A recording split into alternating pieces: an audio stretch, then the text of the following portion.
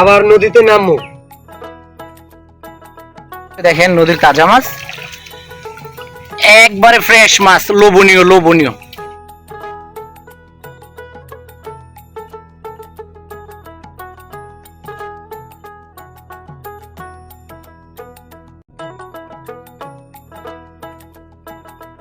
কক্সবাজার এবং চট্টগ্রামের কি মাছই 200 টাকা। বিখ্যাত পোয়া মাছ।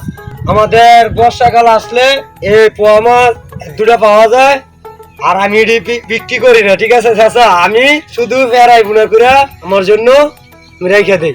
মশলা দেয়নি বেশি? মশলা দেয়নি বলে আমি তো অলরেডি মনে হয় 7 টাকা আগে 10-12টা পাইছি। একটা জালে লাগছে 4টা-5টা এরকম করে পাওয়া গেছে। ওই যে হোটেল দাঁড়িয়ে দিয়েছিলাম তো, আজকে আবার একটা জালে 3টা লাগছে।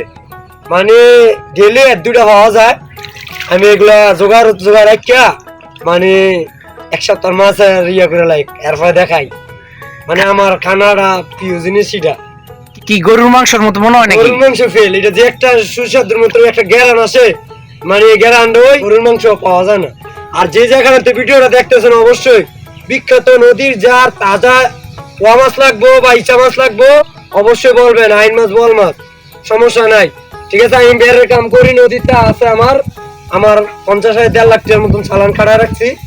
অবশ্যই আমার আসবে ওই যে নৌকো একটা তুলে রাখছি, দেখান নৌকোটা দেখান। এইটার মধ্যে জালমাল লইয়া আবার নদীতে নামবো। যাক, সোহাগের জন্য সবাই দোয়া করেন। সবাই ভালো থাকবেন, সুস্থ থাকবেন। আজকে এই পর্যন্তই।